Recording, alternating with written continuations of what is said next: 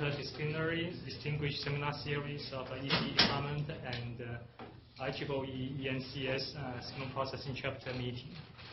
And today it's our great pleasure to have Professor Wu here to give us a talk on the topic of exploring power network signatures for information forensics. So here's a brief summary of the truly outstanding record of Professor Wu's academic record. So she received a PhD degree from Princeton in 2001, and then she joined the University of Maryland right afterwards. There she leads the media and the security team with main research interests on information security and the forensics and multimedia signal processing. So she has received numerous awards, including NSF Career Award, ONR Young Investigator Award, TR100 Young Innovator Award from MIT Technology Review, Computer World 40 Under 40 IT Innovator Award, and University of Maryland Invention of the Year Award, and IEEE Early Career Teaching Award, and also several paper awards from IEEE Signal Processing Society, ACM, and the URASIP. She was elected to IEEE Fellow for contributions to multimedia security and forensics. On the professional service side, she chaired the IEEE Technical Committee on Information Forensics and Security between 2012 and 2013, and has served as the Vice President for Finance during about that period of time, and also founding chief editor of the IEEE SIGPOD initiative between 2013 and 2014. And currently, she's serving as editor-in-chief of the IEEE Signal Processing magazine, and currently she's also IEEE Distinguished Lecturer. So let's welcome our speaker. Thank you very much for the very kind introduction, and thanks for the invitation from Professor Dai and Professor Curran. It's great to meet with old friends, as well as get to know new colleagues and new students. And today I'm going to give you an overview of the research work we have been working on over the past several years, and really connecting the power network signatures with information forensics, particularly around the multimedia forensics. The two things, the power signature and the information security and forensics, the two subjects seems to be usually orthogonal to each other, and I would promise you this is not a talk about a smart grid. So what are the connections? So let me first tell you a little bit about the information forensics. We all have our cell phone today, actually. Mine put on another place. And we have multimedia devices off our hands, and we are taking a lot of media information. We are sharing it. They really change the way we work and we live. And many of those are being used for serious purposes, and very important that we make sure those content is trustworthy, and we may want in the situations to know where they come from. Are the content truly reflecting the reality, or has been tampered? And if they do, we want to know what has happened to the content. So those are the subject of information forensics, and this is an area that has seen a lot of research and growth in the past decade, and by many of the researchers around the world, and we have also been very actively working in that area. Speaking of the images, where the image coming from, there are traces between the pixels, between the signals that we could explore to tell you which part has been tampered, what devices, whose phone took that pictures, by exploiting those invisible but detectable traces. So a lot of progress has been made, and in fact, DARPA just launched a new research program called Media Forensics, or MEDI4, to try to bring this research to the next level for tackling real-world image tampering detection problems that are much challenging, and then usually we see in a smaller scale testing in the laboratories. So we are going to see more advances. But what is even harder to address are two questions about the time and the location of where the media recording has been made.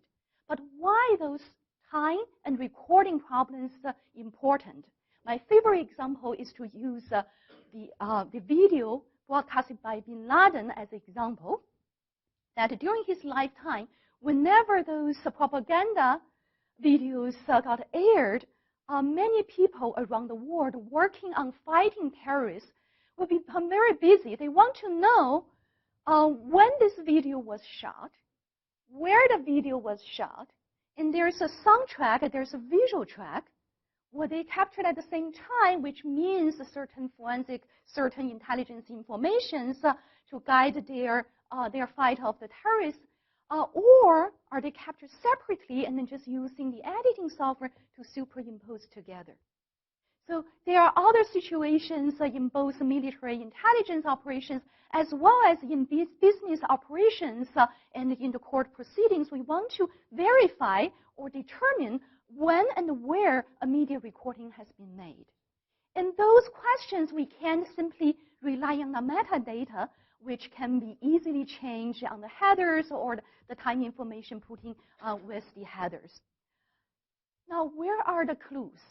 So traditional security technology are not going to address those unless you are in a closed system. You could use crypto to do the signing and signature, but for many of the situations, we are really in an open loop situation. The information traces to help us address these questions actually are in our environment. And one such environmental signatures that we have been exploring and made some progress is in the power network. So we are exploring those fingerprint influenced by the power grid during the sensor recording time, and we analyze their leftover, the intrinsic traces in those recordings to help us infer time and location information. So there are some interesting properties about our power network. This electricity really powered our modern world and almost ubiquitous in many, many parts of the world.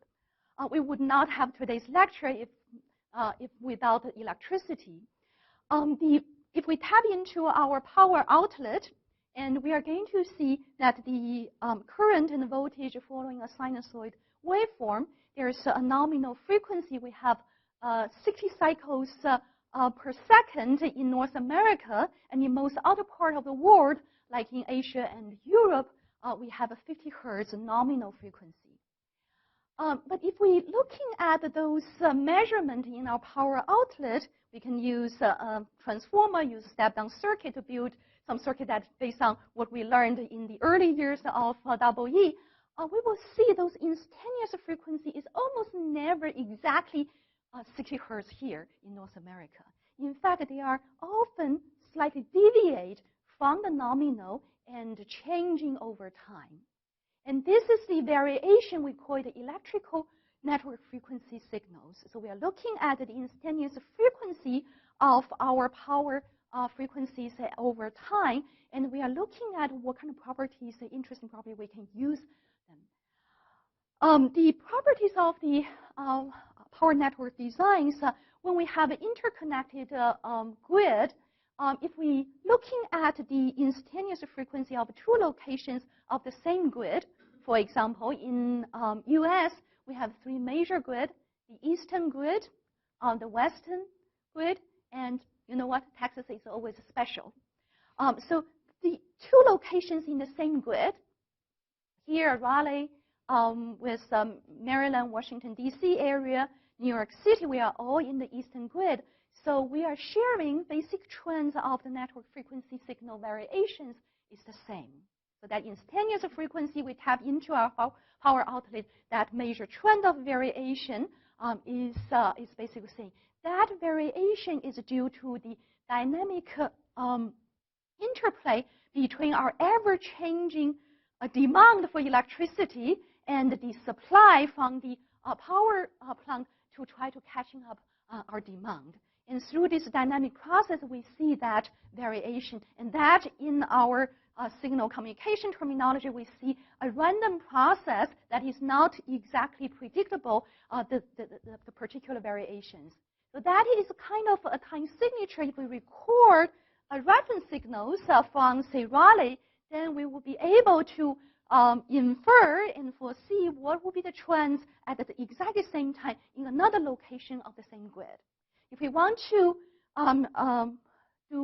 work with a different grid, then we need, in US cases, we need 3 reference locations, 1 from each grid. And further, when we are doing recordings, the power grid gives us really this giant electromagnetic field that would influence many of the electronic-based sensings.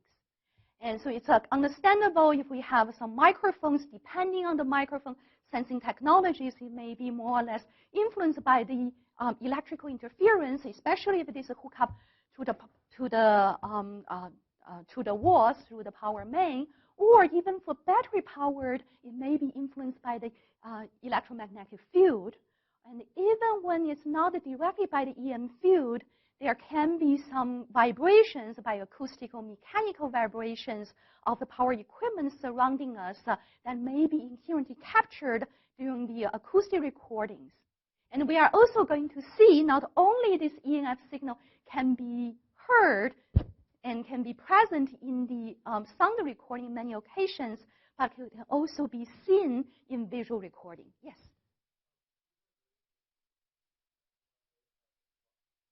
Is, except for a dark red area, it's rather yellow, whereas the plot to the left has a lot of light red components. So this is actually from the visual recording. We are going to get to that. From the visual recording, there's actually, first, those signals are very, very weak. So we are looking at a much low signal-to-noise ratio situation. And when we get to a few slides, we are going to talk about why we see this, and particularly if we're paying attention. I was telling everyone the nominal is 50 or 60 hertz, and indeed the power reference you see is 50, 60 hertz. That's actually a spectrogram from our basic signal processing techniques, frequency and over time, and you see that variations. And here, if we're paying attention, it's 10 hertz. It's not 50 hertz, not 60 hertz. So we are going to see why is that. But for the time being, let's accept that we could see it or hear it through the sensor recording. And we can extract using signal processing algorithm to extract those, and we compare with the power reference signals that we can keep recording it. In fact, the power engineering community has been recording this originally for monitoring the stability of the power network. And when there is a catastrophic failure of some of the power plant, you're going to see sudden changes in the power frequency. But actually, in the normal operating time, we see much subtle variations. And what you are seeing here is the power reference in India. And they have more noticeable variations compared with North America. We have much more resources, more sophisticated control algorithms. Our variations is actually much, much smaller. But when we have this reference, if we compare the similarities, that when we align at the right time, then we were going to see a peak in their similarity, and this will be a way to verify when this video was shot by transferring the time of the reference signal by the correlation to the signal we are questioning. Yes? How long an interval do you have to match over to get specificity? To get specific high correlations, it depends on what modality we are looking at, and also what are the signal-to-noise ratio. Our initial work on the video, we were looking at a reliable matching on the order of 8 to 10 minutes. We can make a pretty reliable matching. But if we have, in this case, you can already see the signal is not as clean because the signal is very, very weak. But if the sensing conditions is more favorable, then we need much shorter time in order to make a reliable. That's also depending on how much false alarm versus misdetection we could tolerate. Okay, so here we can see there are fundamental issues that how can we reliably extract these ENF signals, the instantaneous frequency signals, both from the power measurement, the reference measurement, as well as from the media recording that we are investigating. And we wanted it to be as robust as possible, especially the signal is very, very weak. And we wanted it to be in high resolution in terms of both the frequency variations could be subtle, especially in more stable networks like a US network. And also in terms of time resolution, we want it to be as high as possible so we can pinpoint a better time in terms of accuracy. And we are also going to see there are some harmonics during the measurement that we could exploit to help us make more reliable decisions. And I'm also going to address the visual modalities in a moment. And also there are beneficial modelings that we can look at the statistical properties of this seemingly random process to guide us and help us to do the verifications. And there's also from adversary side, how adversary could, knowing these traces, try to remove the traces or maybe transplant a new traces to a piece of recording to fake the time or locations. And there are also other applications both within the domain of forensic and security as well as beyond.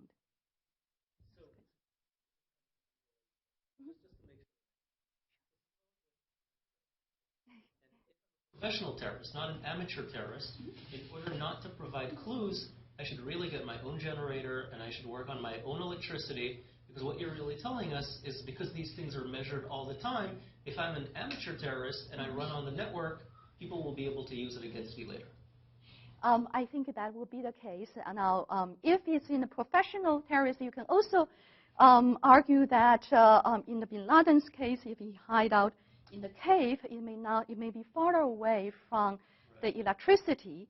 So I'm not in the EM electrophysics areas, but I would envision in that very specialty situations. Now, there's in the more normal situations, if we are surrounding with electricities and people can do shielding, but to shield every possible traces exactly, and you are going to see acoustic maybe have one way of shielding, and the visual, you are going to be powered by light, and we are going to look at how that influence. If it's professional terrorists, if that generators, then one of the way from the good guys' point of view is I could try to also impose artificial in the, for example, surveillance area, some of the particular EM interference, and in hope that it would be carried in some of the recording, and that will be a mechanism.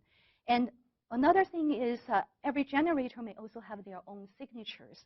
Certainly there are other influences. So if we are looking at the specialty areas, such as being used by the particular military to do surveillance, there more can be done.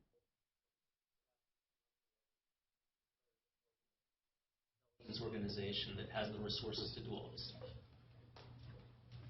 But knowing this would help both sides of the strategy, and we want to be ahead of the terrorists to understand different situations. So this interesting traces was first found and used for authenticating and determining the time and the location for sound recording by a Romania forensic scientist, Kathleen Glagas, who is now with Colorado Forensic Institute. And he was given sound recording by the judge to determine, verify the time, whether this witness say it's a Saturday, whether it is indeed that Saturday, not Sunday. That could mean a certain acceptance or rejection of the evidence. And he found these variations from the power network, and he found that traces is in the sound recording. And by the sound sensing, it can be influenced by EM mechanisms that kind of more intuitive. When I first learned that work from the audio engineering communities published there, I was fascinated by that, and I consider myself more a visual person. So I was wondering, can this actually be present in the visual recording? So that was how I got into this research area, and I saw there's almost no work has been done on the visual track.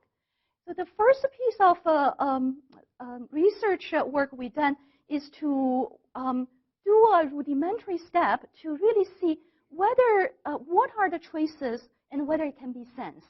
So my intuition is it may not come in easily from the EM traces, especially if we are looking at the battery-powered cases, because those optical sensors work differently than the acoustic sensor.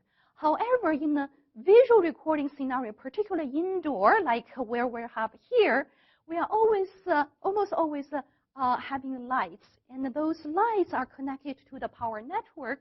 So my conjecture is those could have luminance nearly invisible variations, but if it can be detected, then that may carry that EMF signals.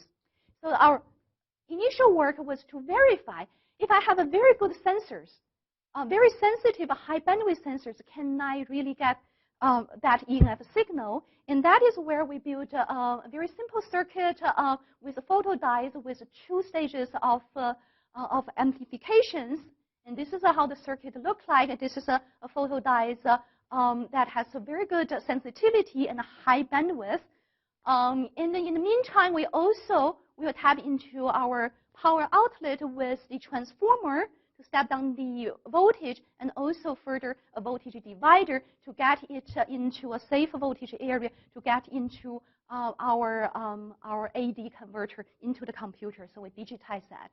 And once we acquire these 2 types of signals, so we need to extract instantaneous frequencies and looking at how it over time for both signals. And what at our disposal is basically a frequency estimation problem, a time frequency estimation problems. A simple approach, if we are looking at very clean sinusoidal waveforms, we could count zeros, but it's not very resilient to noise and also not to other variations in our signal processing basic approach. Using the spectrogram, it's a short time Fourier transform, can give us spectrogram visualizations of a sliding window over time, and within each time we are visualizing the square magnitude of the Fourier coefficient, and that we will see a high peak over those nominal frequency, and we need to read out that. We can take a maximum energy, which can be subject to some of the interference and outliers. We can do a better job by doing a weighted energy approach to read out what is the peak instantaneous frequency. We can also do an interpolation to use the DFT to estimate what is the continuous spectrum of the DTFT. If we have a limited data points for a higher time resolution approach, we are looking at exploiting that sinusoid signals buried in noise. The statistical models of that, we can use the subspace approach in the statistical signal processing the music or aspirate, exploit the special eigenstructures, and that can give us a higher time resolution and especially work well under moderate noise.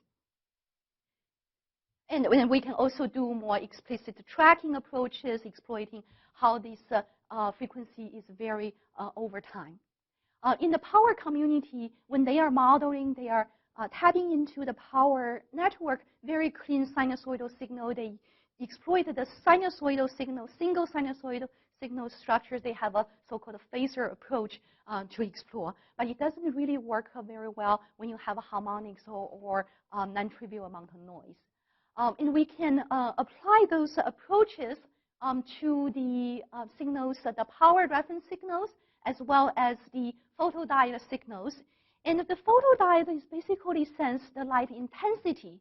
The light intensities, the relations with the power current is really independent of the polarity of the current. So we are looking at basically twice of the variations. So that is why we are looking at 120 hertz of the base variations instead of the 60 hertz from the power references.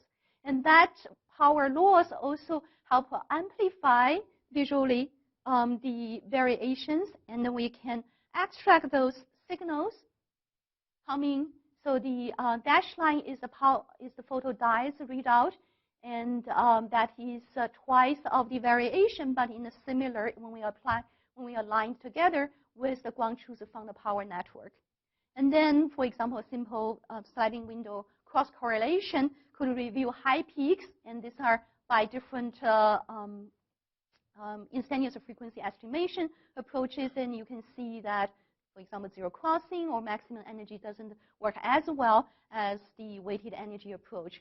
We use both weighted energy or interpolation of the spectrogram output, as well as aspirate. We have examined those. If we want a relatively lower computations, instead of doing the eigen analysis, the weighted energy upon the spectrogram usually work quite well.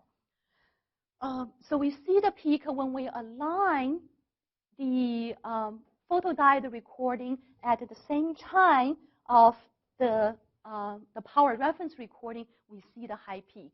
If the two signals happen at a different time, then the peak will tell us how much time delay between the two sensing signals. So far, we use photodiodes which has high sensitivity and get very clean signals with a high signal-to-noise ratio. We show that indeed there are luminance illumination variations from the lighting. And the next question is, can that variation be sensed by our common sensors, the CCD or CMOS video cameras in our pocket? So our next is to look at, so this is a base step that I have done the sanity check. It could be sensed if I have a highly sensitive sensors. And now let's look at if I have a common sensor.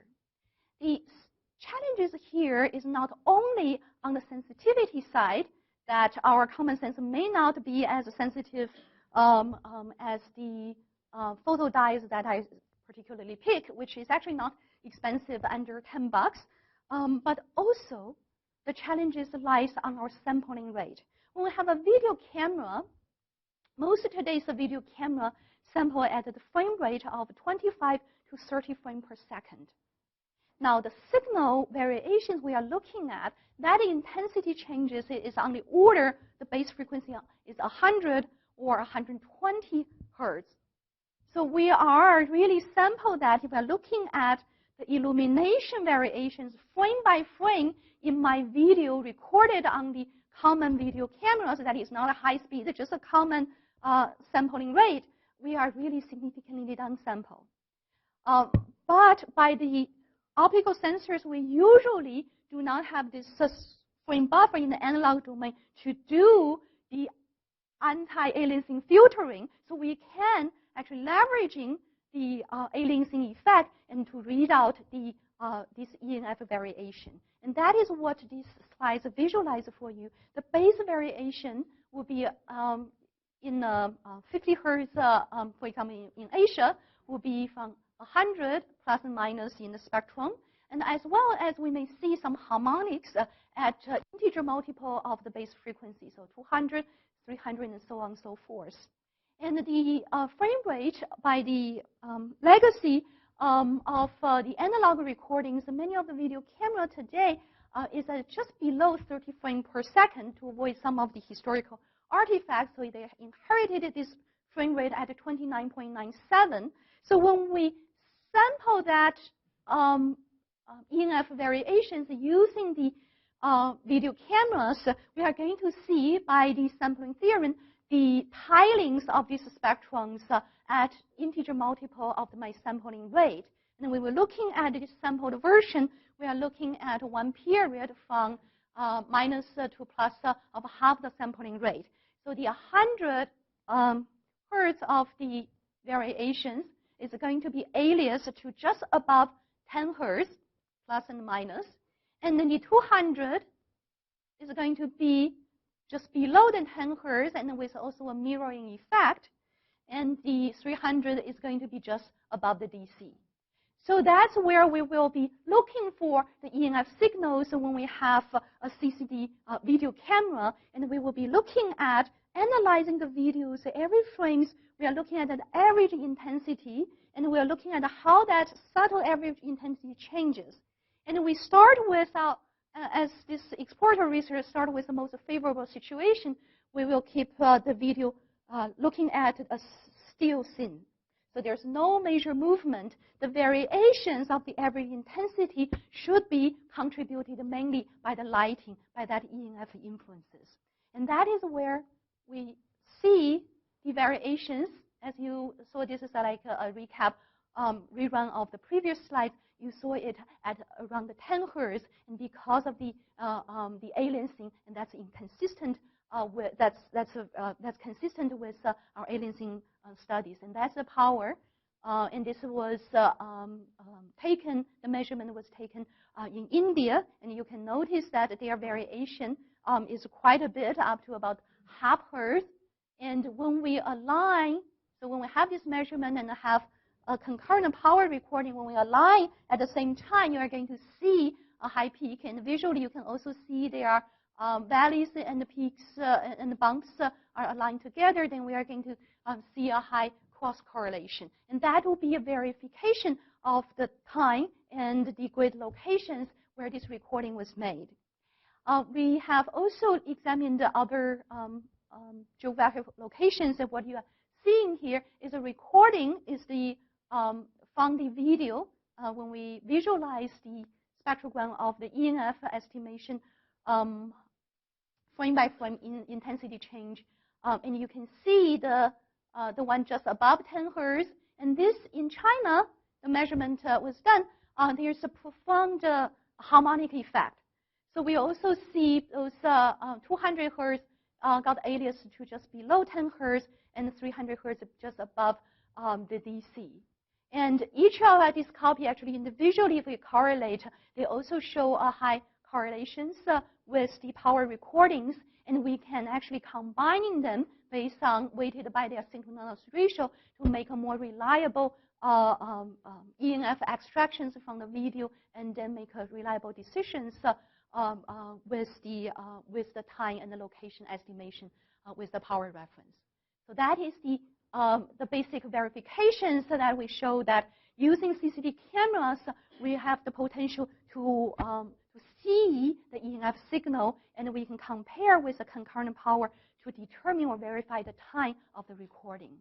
With the US, our power network is 60 Hz nominal, so we have 120 Hz of the variations, slightly around that.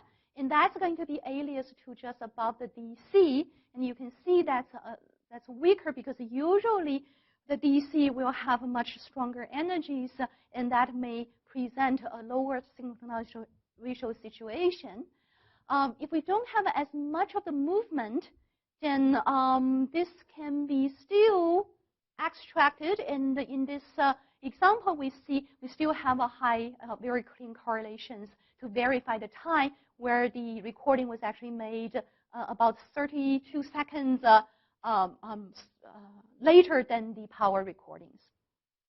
Now, if we start to have some movement, then when we analyze the frame-by-frame intensity, the changes between every frame's average intensity is going to be contributed by multiple sources, partly coming from the scenery I'm looking at within the frame can be different by the movement of the objects, as well as panning to see different part of the room, as well as in a very subtle way coming from the lighting. And where you see that we start to have some blurring in the ENF alias frequency that I'm looking at, they still have some vague traces, and this is where I stop panning, and then you see the traces is stronger. But overall, we are looking at a very weak signal, and that is where you see a lot of interference coming from the nature of the very weak sensings. And I'm using a common CCD kind of optical sensings that may not be as higher accuracy and sensitivity compared with the dedicated photosensors. So in this case, if I collect long enough, I may still be able to make a reliable decision, but it's indeed one of the issues that we need to address moving on.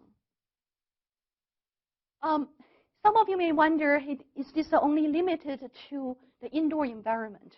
In fact, indoor versus outdoor, we can all do it, and if there are sufficient variations from the lighting. And what you are seeing is a snapshot of a video we took from the parking lot of our in our campus, where it's lighted. It's an outdoor scene lighted by the street light, and that there we can also sense these variations. And you can see this is power reference variations. And if you can read out, this is a 59.99. You can see in US grid that variation is much, much smaller. And this is where we estimated concurrently and also aligned from the video. And I also want to mention that CCD video camera was quite popular several years ago, but today you will be more common to see CMOS sensors. They are quality getting better, they're really low power, and the cost has also going down. With CMOS sensors, there's an additional challenge called the rolling shutter effect.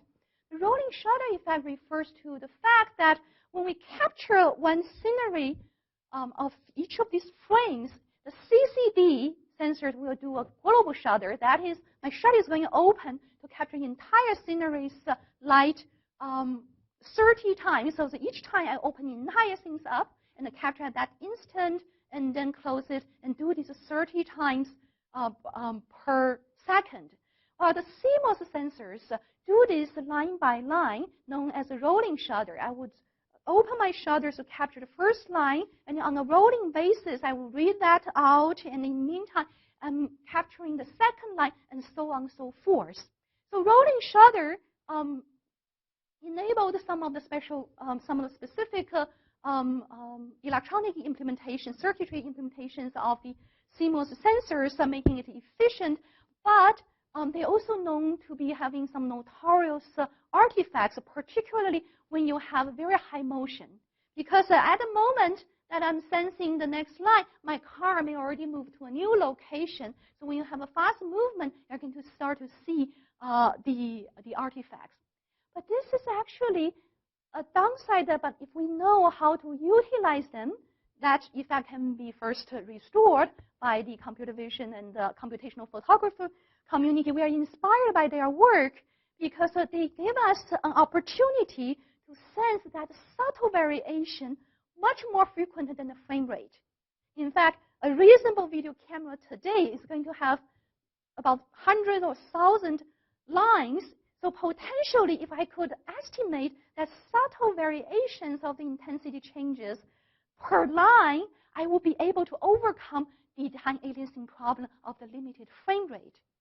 But there, I have a much more challenging signal-to-noise ratio problem because my signals can also vary by the content of a different scenery as well as by movement. So the rolling shutter effect, we need to particularly exploit that. We need to be able to separate when we see different lines have different color or intensity, how much is contributed by the content changes or the movement changes, and how much the residuals could be coming from the lighting as well as other noise source. So we need to be able to separate this, for example, using motion analysis to compensate that, and then extract out this residue that could be, in a part, contributed by these subtle luminance variations. And the outdoor scenery you saw a moment ago was actually exploited this CMOS sensing rolling shutter effect and extracted this out. Yes. Said the reference source is like the lights. Yes. For the outdoors, For the outdoor, this was a night scene, so which also have the lights. Despite it's very weak by our human eyes, the street lights, so that's a night scene. In the daytime for an outdoor, in the visual part, the sunlight is going to be more dominating.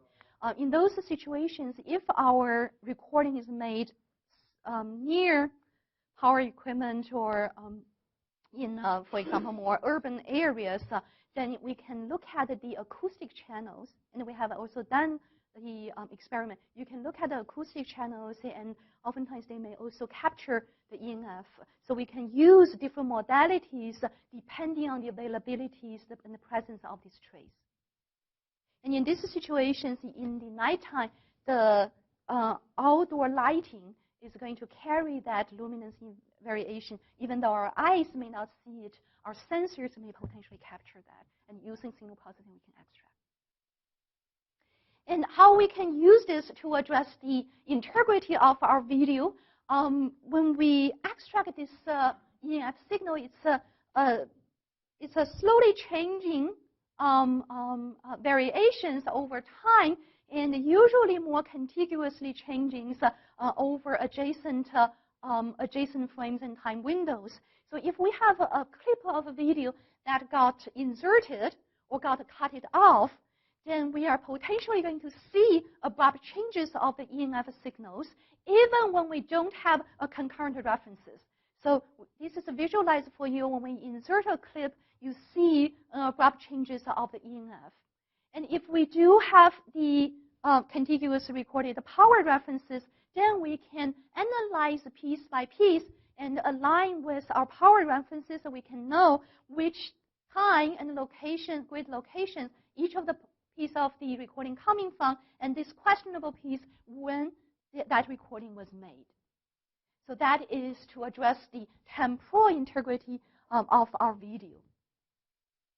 And going back to the Bin Laden question, when we have different modalities, different tracks, if the audio and the visual track are captured at the same time, then we're going to expect they should follow the same variations, the same influence of the power network. And if they are not, if they are superimposed later, then the EMF will reflect at different times, so you are not going to see a match. In this situation, we can do the forensic binding of different, of multiple audio and visual streams. In fact, multiple sensing streams over time, as long as there is influences of the EMF, we can align them, we can synchronize them using this trace. And to address very briefly the anti-forensic issues, it is possible to remove this signal since it's narrow band. We can use a notch filter to remove it. But in the meaningful tampering, it will be to the best interest of the forger to try to remove the original EMF and then transplant a new EMF from another time of their choice. And in those situations, our research actually published a couple years ago in the CCS, ACM CCS conference. It's actually much more difficult to do this transplantation, forging an EMF without leaving traces, because there are going to be additional traces using image video forensic techniques as well as some of the EMF forensic techniques. We will be able to discover some of the artificial traces or inconsistencies and counter these anti-forensic attacks from the adversary. So we're mostly focusing on the time when we recorded these redundant-like signals of the power references. When we do the alignment, do the matchings, we will be able to determine the time. Now, how about the locations? In fact, we've already talked about these variations is not only tied with time, but also depending on which grid we are in. So when we do this matching, we were actually doing a joint time and grid location analysis. So if we are looking at, say, North America validations, then we would need to have the power references from all the three major grids. And when we determine when this recording was made, we need to compare with the power references from each of the grids to see with which grid at what time we have a high similarity, and therefore determine the time and the grid location. Now, you could imagine if we don't have the prior knowledge of which region this may be coming from, we are looking at the world's possible grids. And one naive approach is going to be exhaustively search all the possible world grids and look at with all those grids at which time we have a high similarity. That's going to be high computation as well as can give us some higher probability to make a false matching. So toward a more efficient matching, we want to know if there is a pre-screening we could do that by just looking at the ENF variation without matching with the concurrent references, can we narrow down where this recording was most likely made? And then if we do have the concurrent recording, we can zoom in to align with that references to determine the time and confirm the location. And even if we are not in these situations like kidnapping and supporting the investigations, or where we don't know where this video as a proof of life coming from, the characteristics is going to be very useful in supporting the investigation. So the trace is actually already in the ENF. We gathered more than a dozen of grid locations around the world, mostly actually initially coming from our help with the colleagues and former students, as well as leveraging the technical and conference trips like this. I'm actually going to show you a little bit of results of a Raleigh result that was actually from the recording, power recording and sound recording I did a few years back when I visited the Raleigh area attending conference. Now, if you look at from different countries, Lebanon is an area with a lot of political turmoil. Their power network is not stable, often have power outages and also significant swing that is showing in the ENF measurement we have from the power network there. India, we already see, is not as volatile, but it's still a significant amount of variations. Usually, a larger grid tend to have more stable if they have enough power resources, and that is what you see in the U.S. Eastern grid. We have advanced control mechanisms to stabilize, as well as abundant power resources to matching the demand of the power supply. So you can see that is much stable, and those variations, by just eyeballing it, we can see there's a different pattern. So we can cast the problem of how can I determine the most likely area into a machine learning problem where we extract, quantify those features of the variations, and then feeding into a classifier trained using our training samples. And the typical features that we could easily think about are some of the statistical attributes. The mean value will help us differentiate 60 versus 50 grid, some of the basic variance, and also some of the statistical properties, such as, for example, different time scale of variations. We can use a wavelet analysis looking at the variance of different bands.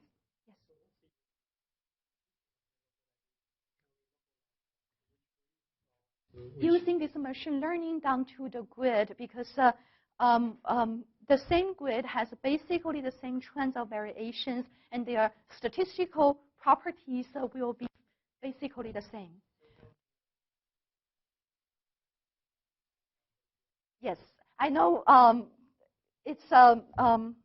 it's intriguing to see whether we can pinpoint locations. Let me talk about that, and then I will address the pinpoint location issues. And we also further extract some of the statistical stochastical properties, like this ENF signal can be quite well modeled, fitted using an AR model of order 2, so second order AR model, and we can extract those parameters that may exhibit the variations and also the variance of the innovation terms. So we gathered about 10 different features and feeding it into classic classifiers like SVM. Here we visualize different features for you, and you can see some of those features can quite well separate a different grid, and in other features of some of the grid may be overlapping. And collectively, with power data, we have about 90% of the accuracy. With the sound signal, the ENF is much weaker and abstracted more noisy, and we have about 83% of the accuracy based on the data we captured. And in fact, we have shaped this research into an undergraduate project, and that is actually being selected as the ongoing IEEE Signal Processing Cup. That's a competition open to the undergraduate teams, which can be advised by a faculty member and a graduate student mentor. Yes. Quantify this signature, this classifier. The video recording, is it 10 minutes, 20 minutes? Or Yeah, right now, from the sound recordings, we have about 10 minutes, 8 to 10 minutes long. And certainly, it's also depending on the variations, characteristics of different grid, and also the number of grids that we have in this overall.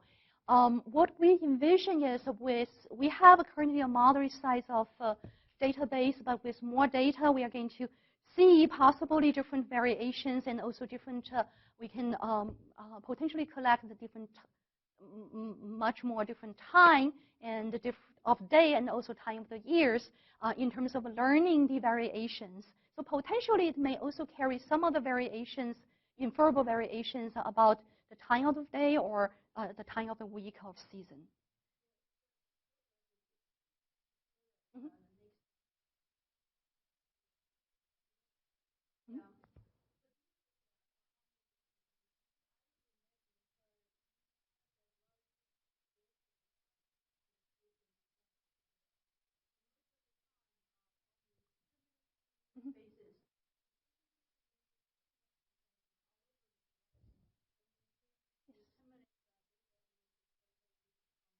No, actually, we are not in the U.S. Eastern Grid. We are not looking at that big catastrophic. Actually, that's only a very, very rare event.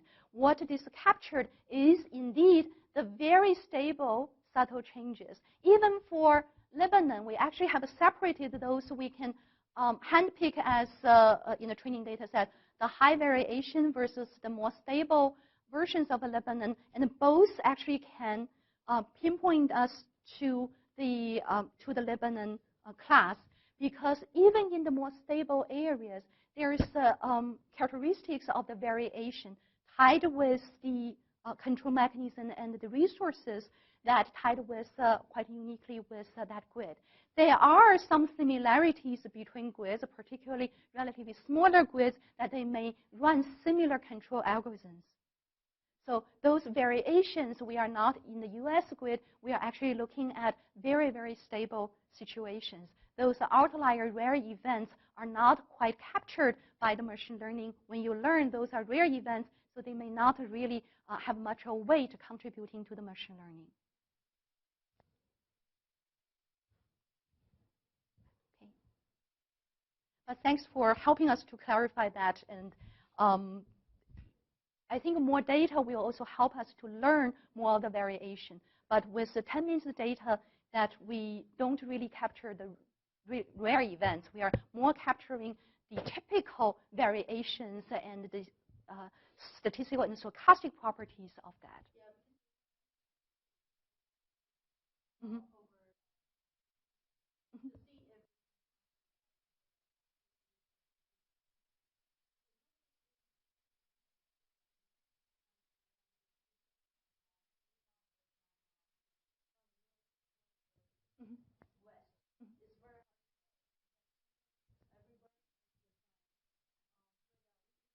I would agree with you that there are confusions in the machine learning confusing Eastern versus Western US grid, because they, in those characteristics, they have some similarities. But they will be significant different from, say, Quebec grid or from, say, Indian or China grid. That's right. That's right. Okay, so going back to the question about narrow down to which grid, this is indeed a very intriguing question because the power engineering has been long tell us that within the same grid, different locations, the major trends are the same, unless you have catastrophic failures of a power plant. Then we may see a propagation on the order of about 500 miles per second of changes of this abrupt changes of the power frequency. But in normal situation, the major trends are the same. But we all have our everyday life experience. If the refrigerator in my house turned on, my light may flicker. It would not affect your house. So there are some local traces. So I was very intrigued by this, and I want to see whether there are kind of microscopic changes in these power network frequencies and whether that's measurable to help us pinpoint location. So to start out, we try to explore these subtle differences. So the major trends are the same. So we are looking at the detailed fashion of the variation. And we started out with a 3-location concurrent recording between College Park and Princeton and then Boston areas. They are along this northeast corridor, and we captured 2 recordings of the power recording. And we started this out with the most favorable situation again to start it out to see whether there is feasibility. We are looking at the power network, the power outlet recordings, very clean sinusoid signals, and we want to see whether there's any locational traces. Each location, we capture 2, and you can see when we align them, which we use the major trends to align them very well. That's how we determine the time in the earlier discussion. You can see the major trends are aligned very, very well, but if you look closer, there are some subtle differences. And what we did then is we processed this to extract those details. A crude way to do this is to run a high-pass filter. If our signal is reasonably clean, that would work pretty well. And we look at those detailed changes. We correlate between 2 locations. And when the 2 locations are identical, the 2 recording from the same, we obviously will expect almost perfect correlations. But when we start to correlate at different locations, the black is Maryland and New Jersey. Those are the 2 closer areas. And let me just see. Maryland and New Jersey are closer, and the New Jersey and Boston is slightly farther away. So what you can see from this is between New Jersey and Boston, where the distance is slightly farther away, our correlation of that detailed trends is slowing down over time. And the 2 farthest locations, Maryland and Boston, give us the lowest similarity. And this is interesting because now we can use that detailed trends of the ENF variation, use the correlations to infer the distance. And what this means is I could set up 3 locations, and I will record the power references. Then when I have another location of recording that I don't know where it's coming from, I will extract the detailed trends of variation and correlate with the 3 anchor nodes. That correlation will give us the inference of the distance, and I will be able to triangulate where that location is. And this is a similar plot showing you 5 locations studies, and one of them is Raleigh, North Carolina. And we indeed would see, for example, with Champaign and with College Park, this is actually the second, the blue ones, because among those pairs, this is the second to the College Park. So that is where we use the power recording. Our ongoing work is to see whether we can extract reliable features to tolerate the noisy measurement from the multimedia sound recording or the video recording, where our ENF measurement in itself is much more noisy. Using a high-pass features may not easily work. Let me just say very briefly about how this can go beyond the security and forensics.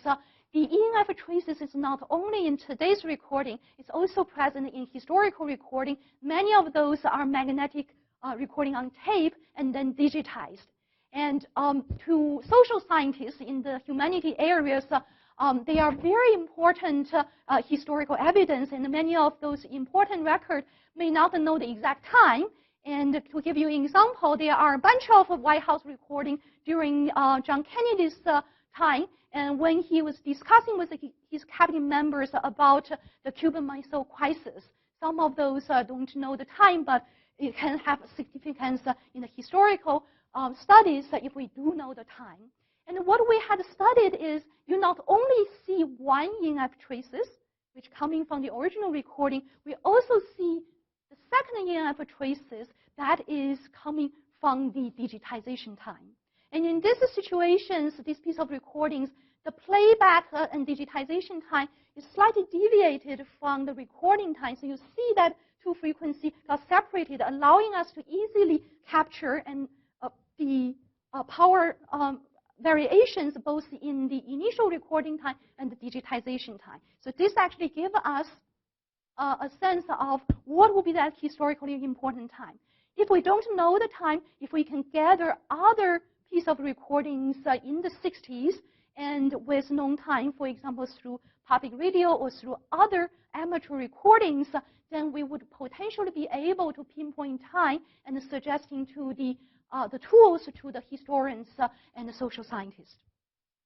We can also help them to restore the quality of their historical recordings that can be subject to some of the artifacts due to the recording problems. And what you are going to hear is after the moon landing, Neil Armstrong and his colleague returning to the moon module, the spacecraft, and that the Houston, the ground is talking with them, and they have a difficulty to get connected with them. And listen to this Apollo recording. There are actually a bunch of such recordings during the Apollo mission. You know why? Because the multiple recordings at different control stations help us really trace what happened in that mission. If there's a catastrophic failures, those are going to help us to investigate and then fix the issues. And that's also to speech researchers becoming very good speech record, but some of those has heavy distortions, such as this. This is Apollo Control at 57 hours 44. Okay, let me see.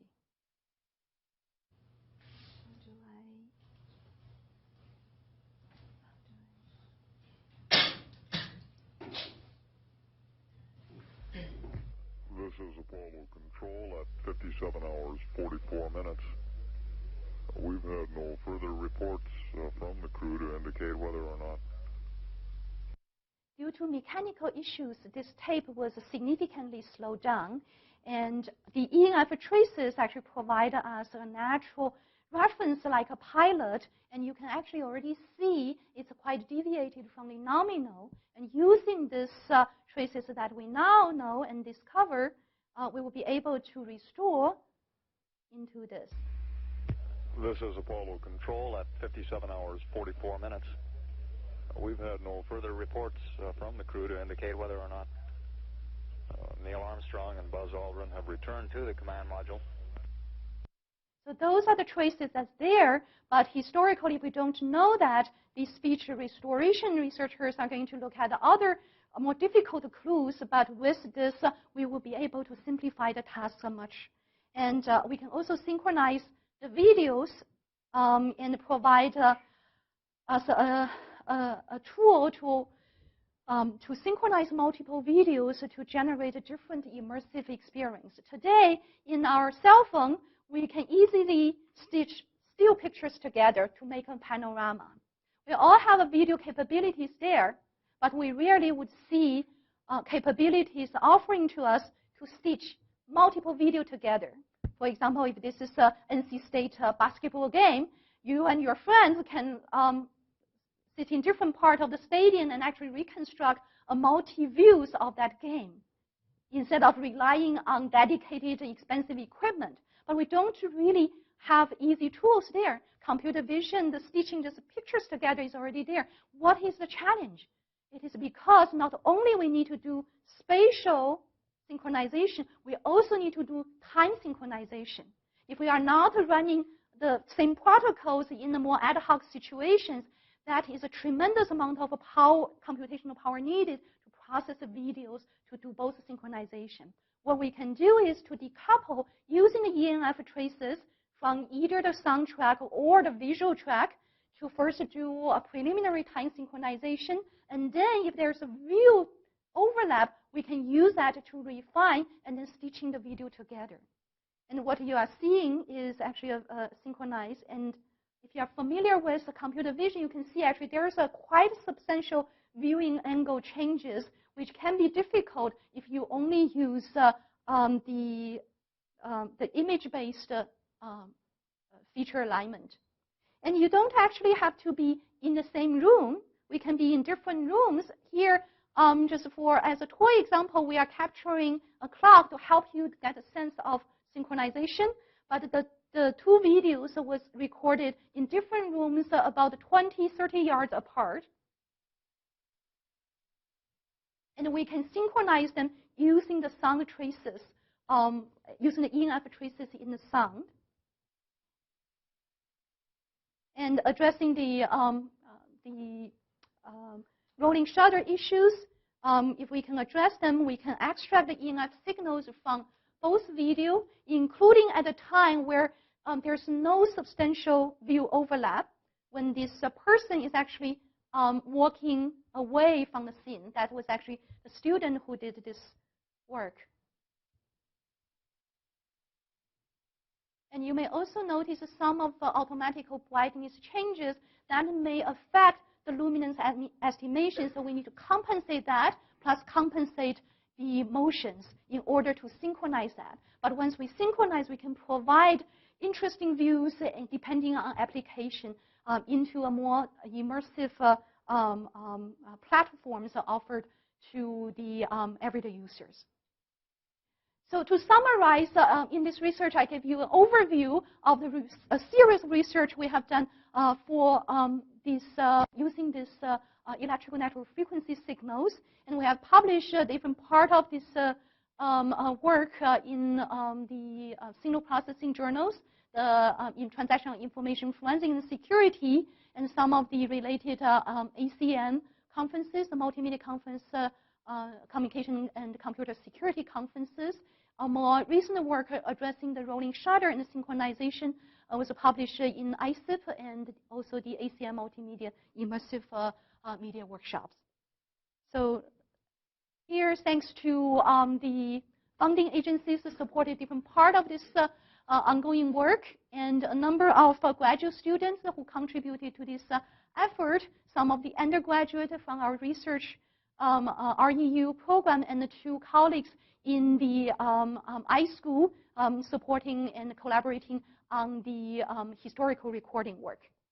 As an advertisement, the Signal Processing Cup that is ongoing and still have time for undergraduate students to participate. And I thank you very much for your attention.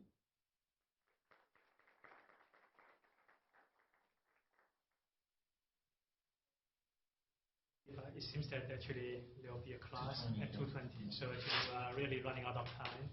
So do you like to have one or two quick questions? Yeah, I think we have enough. So like 5 minutes or so. Yeah, we can have some. Go ahead. So for your reference ENF sources, the recording, what kind of resolution do you need for that? Well, in terms of time? Yeah, I guess so. In terms of time, we have on the order of half second or sub-half seconds of the accuracy. It's actually also depending collectively on how many data points we have in order to make a reliable matching. A reasonable matching, you could have about 5 seconds of the 5 minutes of the clip, but depending on what is the signal-to-noise ratio so that we are looking at. If we are looking at the power recordings, so we can actually make a very reliable frequency estimation using really short clips. But for sound recordings and particularly for visual recordings, by our current research, we still are trying to overcome that signal-to-noise ratio issue. And for that, longer videos, clips is going to be more helpful. Another thing is when we do the direct matching by correlations, some of the inherent correlations, autocorrelations of the signals may trigger some of the potential false alarm. For example, I would align 2 bumps together, but not the right bumps. And for that, what we found is if we run kind of a AR modeling to do the decorrelation, and then looking at the innovation sequences that would increase the accuracy and therefore reduce the amount of a clip we would require.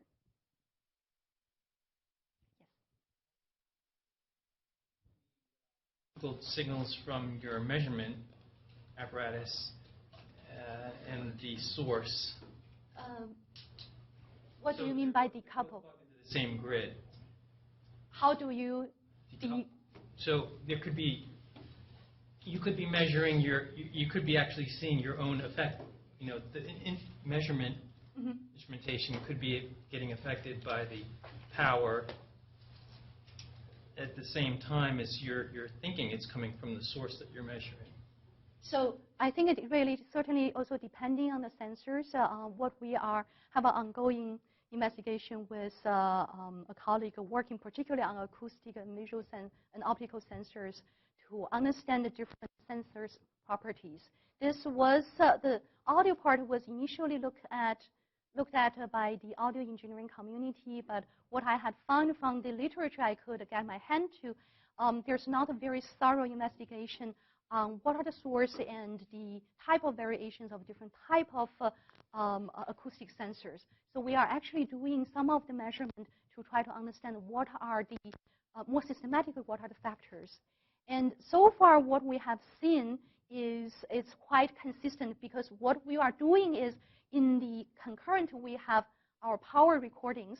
So we are looking at a very consistent variations when the ENF is present. Yes. Apply a similar approach to any other geometrics, like solar fluctuations or climate or temperature? Yeah. That's a very good point. We have not. It has been suggested to me. We don't have the data, but if any of you are interested in this area, we will be interested in exploring some collaborations.